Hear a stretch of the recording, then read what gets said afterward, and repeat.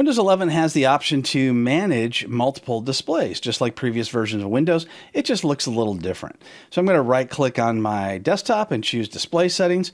And here you can see I've got 3 monitors. And these two are going to be the same size because they are a matched pair. But this one is a television set, so it looks a little bit different. The best I can get out of this is a 720p. So probably time to upgrade that.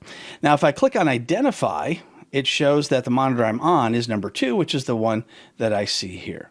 Now I have some options. If I hit the drop down, then I can choose something other than what I have chosen. So right now I've chosen the extend desktop to this display option, which means that this particular monitor is being used. However, if I click disconnect, then it will just go black and it will no longer show up in my list of 3 monitors. I can also duplicate. So for instance, I can duplicate monitor desktop on 1 and 3 or 1 and 2. So if I have a need to mirror my monitors, I certainly can. Now, a lot of times mirroring monitors works great in a classroom situation where the teacher or the professor can have what's on their computer show up on the monitor that they're using plus the one that's facing the class. So a lot of times these overhead projectors, things like that, that works out great. We can also see a few options here for make this my main display. Remember window locations based on monitor connection. So once you get everything set the way you want it, you want to make sure that this box is checked. So next time you restart, it's not going to jumble the monitors all around. And then minimize windows when a monitor is disconnected is also checked.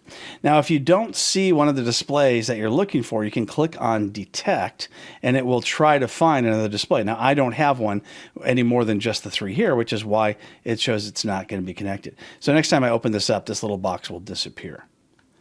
Another thing you may want to do is you may want to move your monitors around. Now, right now, this is optimal for me, but let's say I move my monitor 1 over a little bit, then I can move it over here. Now, what will happen is when I go to move my mouse, I'll no longer be able to get to that monitor just by going like this and up above that monitor. I'll have to go over to monitor 3 to go up and into that particular monitor. So make sure you have everything set up exactly the way you see it or the way you want it, and that way your mouse won't get lost while you're trying to move things around.